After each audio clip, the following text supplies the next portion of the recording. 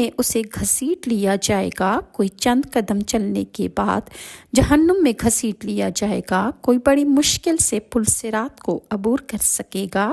یا کچھ ایسا ہی کلمہ رسول اللہ صلی اللہ علیہ وآلہ وسلم نے ارشاد فرمایا۔ اس کے علاوہ جہنم کی خوفناک آوازیں ایسی ہوں گی کہ جن کو سن کر تمام مقرب فرشتے اور انبیاء کرام حتیٰ کہ حضرت ابراہیم علیہ السلام بھی اللہ تعالیٰ سے اپنی سلامتی کی درخواست کریں گے۔ اس کے بارے میں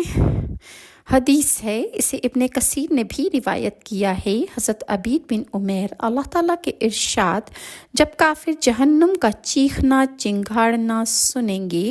یہ آیت سورہ فرقان کی آیت نمبر 12 ہے۔ اس کے بارے میں فرماتے ہیں کہ جب جہنم غصے سے جھرجھری لے گی، چنگاڑے گی، تو تمام مقرب فرشتے اور ذی مرتبہ انبیاء حتیٰ کہ حضرت ابراہیم علیہ السلام بھی گھٹنوں کے بل گر پڑیں گے اور اللہ تعالیٰ سے درخواست کریں گے کہ یا الہی، آج میں تجھ سے اپنی ذات کی سلامتی کے علاوہ کچھ نہیں مانگتا۔ اسی طرح قیام اللیل میں رسول اکرم نے اصحاب کی ایک ہی آیت بار بار پڑھ کر ساری رات گزار دی، اور اس کے بارے میں نسائی اور ابن ماجہ نے روایت کیا ہے کہ حضرت ابو ذر فرماتے ہیں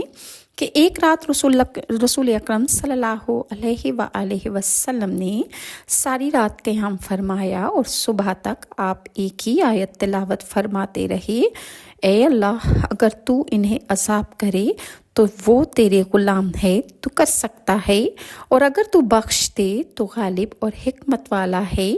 اے اللہ، تجھے پوچھنے والا کوئی نہیں۔ رسول اکرم صلی اللہ علیہ وآلہ وسلم اپنی امت کے بعض افراد کے جہنم میں جانے کے اندیشے سے روتے رہے، اور اس حدیث کو مسلم نے روایت کیا ہے۔ حضرت عبداللہ بن عمرو بن عاص سے روایت ہے کہ رسول اللہ صلی اللہ علیہ وآلہ وسلم نے وہ آیت تلاوت فرمائی کہ جس میں حضرت ابراہیم کا یہ قول ہے کہ اے میرے پروردگار، ان بتوں نے بہت سے لوگوں کو گمراہ کیا، بس جو شخص میرے پیچھے چلا وہ میرا فرما بردار ہے، اور جس نے میری نافرمانی کی اس کے لیے تو بخشنے والا مہربان ہے۔ یہ سورہ ابراہیم کی آیت نمبر 36 ہے، اور پھر یہ آیت تلاوت فرمائی کہ جس میں حضرت عیسیٰ کا قول ہے کہ اگر تو انہیں عذاب دے تو وہ تیرے بندے ہیں، اور اگر اللہ تو انہیں معاف فرما دے تو بے شک تو غالب اور حکمت والا ہے۔ یہ سورہ مائدہ کی آیت نمبر 118 ہے۔